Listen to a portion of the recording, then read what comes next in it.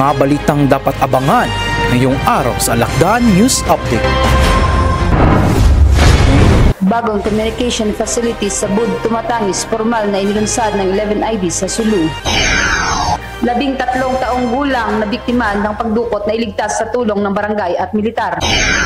11ID flag raising ceremony, tampok ang pagsalubong sa bagong senior officers at promosyon ng babaeng opisyal. Ang lahat ng yan dito lamang sa Alakdan News Update. Isang bagong hakbang sa pagpapalakas ng komunikasyon sa Sulu ang inilunsad ng 11th Infantry Alakdan Division sa pamamagitan ng isang seremonyang dinaluhan ng mga opisyal at tropa ng 11ID. Formal na binuksan ang isang communication facility sa Bud Tumatangis, Indanan, Sulu. Para sa kabuuang report, narito si PFC Bisares.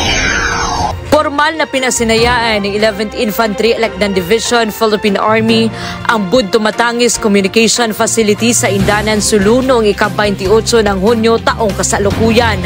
Pinangunahan ni Brigadier General Emmanuel L. Cabasan, Commander ng 1103rd Infantry College Brigade, ang isinagawang blessing at ribbon cutting ceremony bilang kinatawan ni Major General Leonardo I. Peña, Commander ng 11th ID at Joint Task Force Orion. Layunin ng bagong pasilidad na ito na palakasin ang komunikasyon at konektibidad sa mga liblib na lugar ng lalawigan.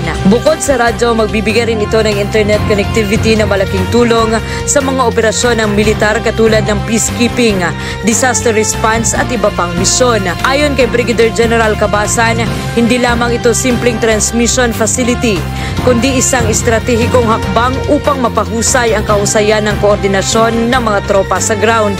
Patuloy ang pagtupad ng Alakdan Division sa kanilang layunin na isulong ang kapayapaan, seguridad at kaunlaran ng lalawigan ng Sulu. Mula sa 11th Infantry Alakdan Division, ako ang inyong Alakdan Trooper, PFC Bisares, para sa Alakdan News Update. Samantala, isang minor de edad na biktima ng pagdukot ang matagumpay na nailigtas sa Basilan sa pamamagitan ng mapayapang negosasyon. Ito ay bunga ng mabilis na pagtugon at koordinasyon sa pagitan ng militar at lokal na pamahalaan. Narito ang ulat mula kay PFC Bisares. Sa tulong ng pinagsanib na puwersa ng 45th Infantry Gallant Battalion, Barangay Local Government Unit ng Tungbato at Peace and Order Committee ng Barangay Baguindan, nailigtas ang isang 13 taong gulang na dalagita mula sa kamay ng mga dumukot sa kanya sa bayan ng Tipo-Tipo, Basilan. Dakong alas 8:20 ng umaga noong Hunyo 25 taong kasalukuyan, idinaos ang isang dialogo sa headquarters ng Alpha Company ng 45th IB sa Barangay Materling, Ongkaya, Pucan. Pinangunahan ito ng mga kasundaluhan ng 45th IB kasama si Honorable Muhammad Abdul Kader, Barangay Chairman ng Tungbato, upang agad natugunan ang insidente ng pagdudukot na naganap 2 araw bago nito. Dahil sa maayos at mapayapang negosasyon, ligtas na naibalik ang bata sa loob lamang ng 24 oras matapos ang dialogo. Ang matagumpay na pagsagip ay patunay ng epektibong kooperasyon ng lokal na pamahalaan at militar at patuloy na hangarin ng Philippine Army na isulong ang kapayapaan at seguridad sa Basilan sa pamamagitan ng hindi marahas na pamamaraan. Mula sa 11th Infantry Alakdan Division, ako ang inyong Alakdan Trooper, PFC Bisares, para sa Alakdan News Update.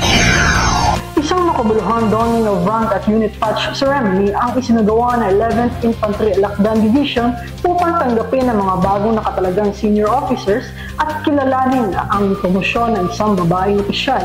Ang aktibidad ay sinagawa kasabay ng kanilang regular na flag raising ceremony sa headquarters nito sa Hulu, Sulu. Narito ang ulat mula kay PFC Bisares. Sa gitna ng kanilang lingguhang flag raising ceremony noong ika-30 ng Hunyo taong kasalukuyan, isinagawa ng 11th Infantry Alakdan Division ang donning of rank at unit patch ceremony na ginanap sa Kota General Chodolfo Bautista, Barangay Bosbos, Hulu, Sulu. Sa seremonyang ito, opisyal na itinanggap ng Alakdan Division ang 3 bagong senior officers na sina Lieutenant Colonel Francis S. Tupas, Lieutenant Colonel Samuel T. Osias at Lieutenant Colonel Marlon M. Garciano. Mga lider na magdadala ng panibagong lakas at giting sa hanay ng dibisyon sa pagpapatuloy ng kanilang tungkulin sa Sulu at Basilan.